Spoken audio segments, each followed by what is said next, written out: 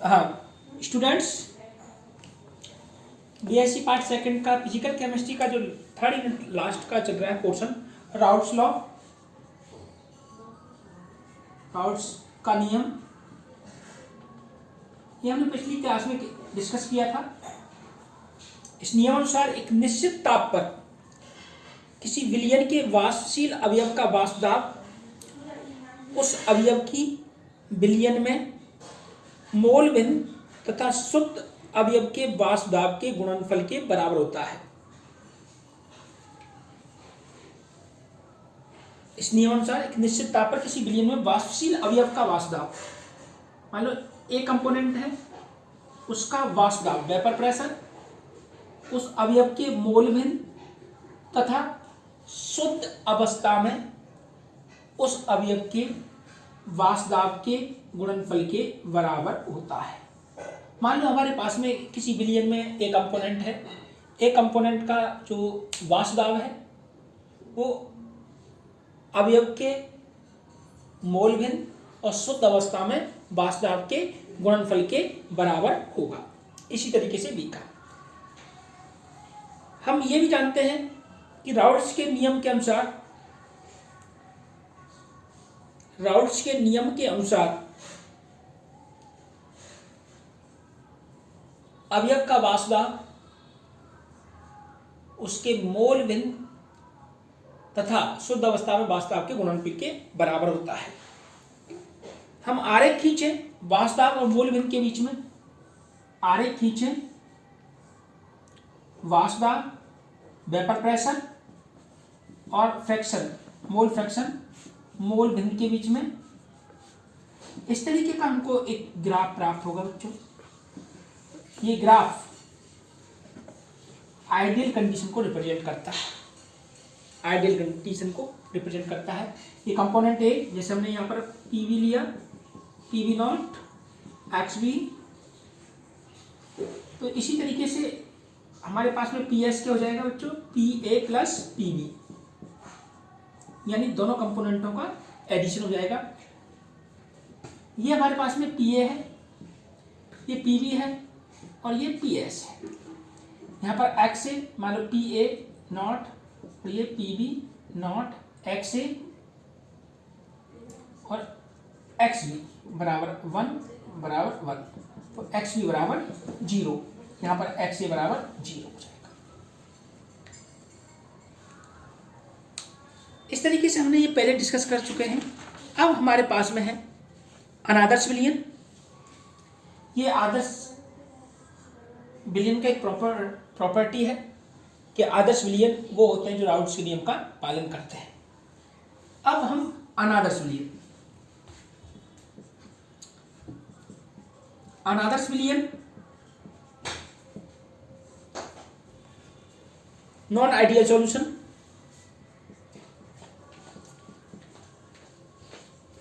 Non ideal solution,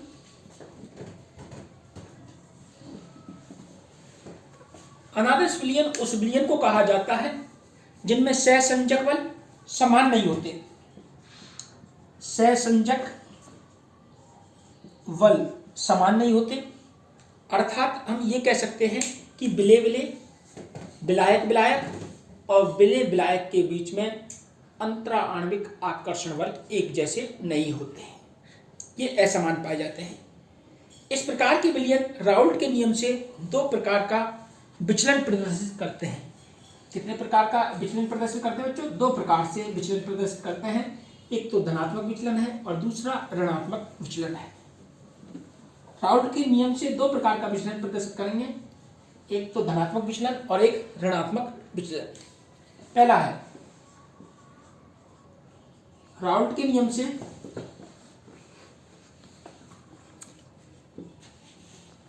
धनात्मक विचलन, positive deviation from Raoult's law, positive deviation from Raoult's law, वे विलयन जिनमें अवयव का वाष्प दाब उस अवयव के राउल्ट नियम द्वारा दिए गए वाष्प दाब से अधिक प्राप्त होता है। अवयव का वाष्प दाब राउल्ट नियम द्वारा दिए गए वाष्प दाब से अधिक प्राप्त होता है, धनात्मक विचलन दर्शाते हैं। जैसे हमारे पास में कंपोनेंट ए का जो वेपर प्रेशर है वो अधिक है राउल्ट नियम द्वारा दिए गए वाष्प से। इसी प्रकार से कंपोनेंट बी का vapour pressure is greater than PV naught X B. तो ये है positive deviation from Raoult's law. इसमें जो विलयनों को मिलाने पर जो ऊष्मा का अवशोषण होता है यानी delta H positive, delta H mixing positive, आयतन को मिलाने पर भी जो विलयन का आयतन परिवर्तन है डेल्टा बी मिक्सिंग। कहने का मतलब ये हुआ डेल्टा बी मिक्सिंग इसलिए आया बच्चों, जो अंतराण्विक आकर्षण बल है विलय विलय तथा विलायक विलायक अणु के अंतराण्विक आकर्षण बल से कम होना चाहिए। धनात्मक विचलन के प्रदर्शित करता है विलय विलायक का अंतराण्विक आकर्षण बल विलय विलय और विलायक विलायक के अंतराण्विक आकर्षण बल से कम होना चाहिए, तभी मॉलिक्यूल्स दूर दूर जाएंगे और आयतन को बढ़ा देते हैं, जिससे मिक्सिंग का या डेल्टा बी मिक्सिंग पॉजिटिव आता है, डेल्टा बी मिक्सिंग पॉजिटिव आता है। इसके हम ग्राफ की बात करते हैं। ग्राफ इस तरीके से आएगा जिसे हमने अभी बताया है। ग्राफ ये हमारे पास में आइडियल कंडीशन को रिप्रेजेंट करता है, लेकिन पॉजिटिव डेविएशन शो करने वाले का ग्राफ इस तरीके से आता है। ये पी ए नॉट, ये P B naught, X A X B बराबर 0 1 है और एक्स ए बराबर 0। ये मोड फ्रैक्शन है। अब पॉजिटिव डेविएशन शो करने वाला ये ग्राफ स्ट्रेट में आकर थोड़ा सा कर्वेचर टाइप में आया और जो भी ऊपर की डायरेक्शन में इस तरीके के ये डायग्राम शो होता है। इसमें जो एग्जाम्पल है एथेनॉल प्लस जल का जो विलयन होता है वो राउल्ट के नियम से धनात्मक विचलन प्रदर्शित करेगा। ईथर एवं एसीटोन का विलयन, CO2 प्लस एसीटोन का विलयन, कार्बन टेट्राक्लोराइड प्लस मेथनॉल का विलयन, साइक्लोहेक्सेन प्लस एथेनॉल का विलयन, ये सभी एग्जाम्पल हैं पॉजिटिव डेविएशन शो करते हैं किससे, राउल्ट के नियम से। अब हमारे पास में दूसरा जो पॉइंट है राउल्ट के नियम से ऋणात्मक विचलन। राउल्ट के नियम से ऋणात्मक विचलन, negative deviation from Raoult's law. इसमें जो विलयन है, विलयन के अवयव का वाष्प राउल्ट नियम द्वारा दिए गए वाष्प से कम प्राप्त होता है, यानी ग्रेटर देन के साइन लेस देन में कन्वर्ट हो जाएंगे, ग्रेटर देन के साइन लेस देन में कन्वर्ट हो जाएंगे। अब देखिए इसको किस तरीके से हम डिफाइन करेंगे। वे विलयन जिनमें अवयव का वाष्प उस अवयव के राउल्ट नियम द्वारा दिए गए वाष्प से कम प्राप्त होता है। अवयव का वाष्प राउल्ट नियम द्वारा दिए गए वाष्प से कम, यानी इसके लिए क्या हो गया, कम प्राप्त होता है। तो ये ऋणात्मक विचलन प्रदर्शित करेंगे। ऋणात्मक विचलन में जो विलय और विलायक के बीच में जो अट्रैक्शन है,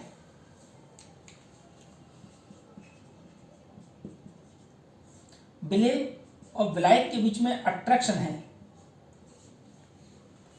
वो अधिक होता है तुलना में विलय विलय और विलायक विलायक की। और अट्रैक्शन अधिक है तो एक तो हमारे पास में जो डेल्टा एच मिक्सिंग है वो नेगेटिव हो जाएगा, और नेगेटिव का मतलब एक्जिथर्मिक हो गया, और डेल्टा बी मिक्सिंग नेगेटिव हो जाएगा क्योंकि आयतन कम हो जाता है मिलाने के बाद। विलय और विलायक का आयतन पहले मान लो 2 लीटर है, दोनों का मिलाने पर अलग अलग अवस्था में जब मिला देते हैं तो 2 से इनका आयतन कम हो जाता है, इसलिए मिक्सिंग का जो आयतन आया वो कैसा आया, नेगेटिव आया। इसमें जो डायग्राम बनेगा, ये तो हमारे पास में PS PA dash PB dash, ये तो धनात्मक विचलन का है। अब ऋणात्मक का PA double dash PB double dash और PS डबल डैश। जो डबल डैश वाले हैं वो नेगेटिव डेविएशन शो कर रहे हैं राउल्ट नियम से, यानी आदर्श व्यवहार से विचलन प्रदर्शित करते हैं।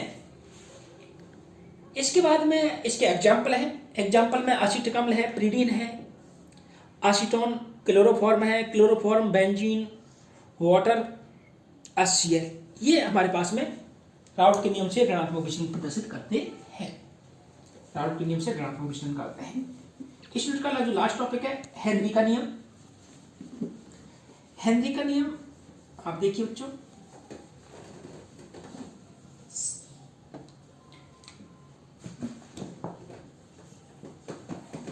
हेनरी का नियम। हेनरी का नियम किसी विलायक में गैस की विलेयता को डिफाइन करता है। यानी इस नियम के अनुसार विलेयता पर दाब का प्रभाव हम समझ सकते हैं और इसको विलेयता पर दाब के प्रभाव के नियम से भी जाना जाता है। इस नियम अनुसार स्थिर ताप पर किसी विलायक के इकाई आयतन में किसी गैस की घुली हुई मात्रा उस द्रव की सतह पर साम्यावस्था में उस गैस द्वारा लगाए गए दाब के समानुपाती होती है। यानी किसी विलायक में कोई गैस की मात्रा m घुली हुई है तो लगाए गए दाब P के समानुपाती होगी, या m बराबर Kp। यानी किसी विलायक पर जितना ज्यादा दाब लगाएगा उसमें गैस की मात्रा उतनी ही अधिक घुलेगी,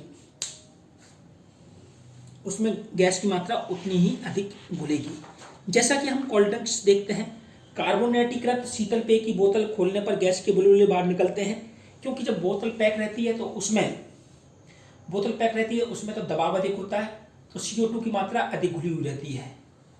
लेकिन जब बोतल का ढक्कन खोल देते हैं तो गैस बाहर निकलती है बुलबुलों के रूप में। जैसा कि हम गर्मी में कोल्ड ड्रिंक पीते हैं तो बोतल का ढक्कन खोलने पर ही गैस बाहर निकल जाती है, क्योंकि बोतल का ढक्कन खोलने पर उस बोतल के अंदर का प्रेशर कितना हो गया, वायुमंडलीय दाब के बराबर। और वायुमंडलीय दाब कितना होता है, 1 atm, 1 एटमॉस्फेयर, यानी कम दाब है, इसलिए गैस बाहर निकल जाती है। और अगर अधिक देर तक खुली रखते हैं तो जो कोल्ड ड्रिंक की बोतल है उसमें से CO2 बाहर निकल जाती है और हमको कोल्ड ड्रिंक अच्छी नहीं लगती है, कड़वी लगती है। CO2 का टेस्ट नहीं लेते, अर्थात हम पॉइजनस का टेस्ट लेते हैं कोल्ड ड्रिंक के अंदर। शीतल पेय की बहुत ठंडी बोतल को खोलने पर बहुत कम बुलबुले बाहर निकलते हैं या फिर गैस बाहर निकलती नहीं है। इसका कारण यह है कि स्थिर दाब पर ताप बढ़ाने पर गैस की विलायक में विलेयता बढ़ती है। स्थिर दाब पर ताप बढ़ाने पर गैस की किसी विलायक में विलेयता स्थिर दाब पर ताप बढ़ाने पर किसी विलायक में गैस की विलेयता कम होती है, लेकिन ताप घटाने पर विलेयता कम हो जाती, ताप घटाने पर विलेयता बढ़ जाती है। सिंपल बात है बच्चों, अगर टेम्परेचर बढ़ाएंगे तो गैस की विलेयता कम होगी और टेम्परेचर घटाते हैं तो विलेयता बढ़ जाती है। यानी कोल्ड ड्रिंक चिल्ड बोतल जिसको हम बोलते हैं उसमें गैस अधिक मात्रा में विलेय रहती है और हमको वो अच्छी लगती है। इसी तरीके से श्वसन की क्रिया जीवन का एक प्रमुख लक्षण है, जिसमें ऑक्सीजन ग्रहण करते हैं और कार्बन डाइऑक्साइड का त्याग करते हैं। जो श्वसन क्रिया है उसमें भी हेनरी के नियम का पालन होता है।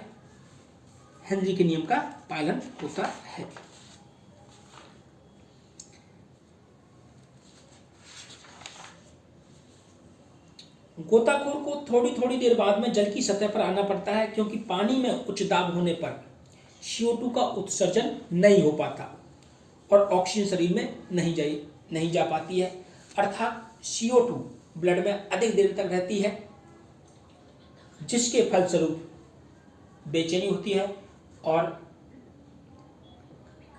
कभी कभी मृत्यु भी हो जाती है। इसी प्रकार अधिक ऊंचाई पर वायुमंडलीय दाब कम हो जाता है, जिससे वायुमंडलीय दाब कम होने पर ऑक्सीजन का आंशिक दाब भी घट जाता है। इस प्रकार हेनरी नियम अनुसार रुधिर में ऑक्सीजन की कम मात्रा अवशोषित होती है। इसलिए पर्वतारोही जो पहाड़ों पर क्लाइंबिंग करते हैं वो अपने साथ में ऑक्सीजन सिलेंडर ले जाते हैं। तो इस प्रकार हेनरी की एप्लीकेशन है और हेनरी नियम में जो गैस की विलेयता है उसको प्रभावित करने वाले हैं गैस तथा विलायक की प्रकृति, ये कारक है, ताप का प्रभाव है और घुली हुई अशुद्धि। जैसे हम किसी कोल्ड ड्रिंक में कोई साल्ट डाल देते हैं तो तेजी से CO2 बाहर निकल जाती है। इसका कारण यह है कि जब कोई आयन के यौगिक जल में मिलाया जाता है तो उनके आयन एक दूसरे से पृथक होकर विलयन में फैल जाते हैं और जल अणुओं द्वारा जल योजित हो जाते हैं। अतः विलायक जल का एक बड़ा भाग इसमें प्रयुक्त हो जाता है और गैस घुलने के लिए उपलब्ध जल की मात्रा कम हो जाती है, जिससे CO2 बाहर निकल जाती है, अर्थात कोई भी गैस बाहर निकल जाती है। ओके बेटा।